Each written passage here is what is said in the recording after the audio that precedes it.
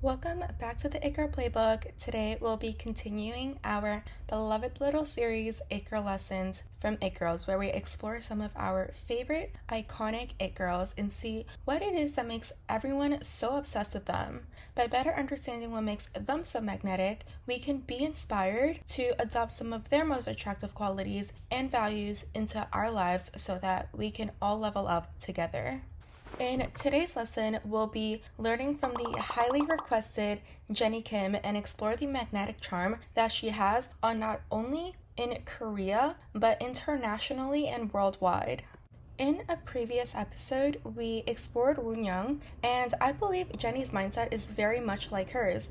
Woonyoung's mindset is more so you are you, I am me, drawing the difference that someone else's opinion of you should never be held on a pedestal over your own, and you should keep doing you and keep striving for the best for yourself. There is an emphasis on staying detached and prioritizing yourself and your self-improvement and your personal development. Jennie's mindset can be simply stated as this: it's me before you. Although she never explicitly says this, you can see the pattern from her actions that she will always prioritize herself and will always choose to prioritize herself. Some may call her selfish, but many will agree that it's a form of self-respect and a form of self-love. You see this throughout her career, where she consistently tries her best, obviously without overstepping anyone. I feel like Jennie's dating life is a perfect example of this. Many idols will refuse to date because in this industry, the idol being single is a more profitable image, and record labels believe that being in a relationship will just be a unnecessary distraction. Although mostly speculated, Jennie has been rumored to be dating a few people throughout her career, which is very rare but significant because it seems to me at least that she is prioritizing her own happiness. It seems to be the norm in this industry to prioritize everyone else's happiness, and you should just be grateful for that. I think what Jennie did was very brave in the sense that she did not sacrifice this aspect of her life where she can date and have a chance to find her happiness in this industry where everyone is criticizing her, because she did receive a lot of backlash whenever there were dating rumors. There was also an incident where she was being called lazy a lot because it seemed like she wasn't giving her full effort into her concert performances, and that resulted in a lot of backlash as well. But during this time, it was found out that she was dealing with an ankle injury, and so rather than just quote-unquote pushing through her injury, which probably would have made it worse and risk permanently damaging her health and body and therefore possibly her career, she still pushed through in the sense that she still performed, but she prioritized her body so that it could recover and heal more quickly. And when it did, you can see her giving her all into future performances, and she is now on to doing so many incredible things like modeling, walking a runway, becoming CEO, and so many ventures that she probably couldn't have done, or it would have been stalled if she didn't take care of her health first.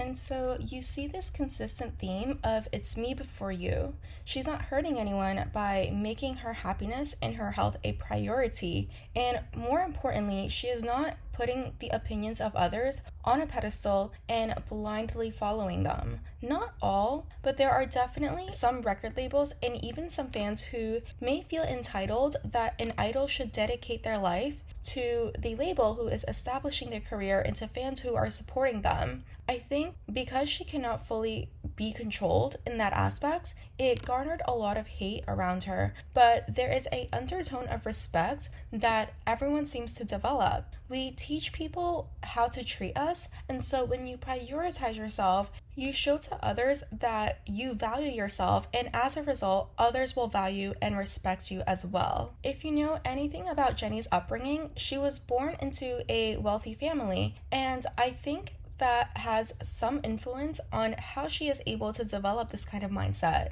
There are so many idols who choose to become idols to become rich and famous, and their source of income is on the line. They have families back at home who need their help and support, and as a result, they have this additional pressure to comply, even if it is something that they aren't too happy with. Jennie, I feel like, didn't have as much pressure because she came from a wealthier background and she did not have this additional pressure, which gave her more freedom to do what she wanted and that would benefit her happiness and well-being, while of course not harming others along the way. And I think this is very important to mention because it really highlights the importance of having a strong foundation so that others people's opinions don't easily affect you.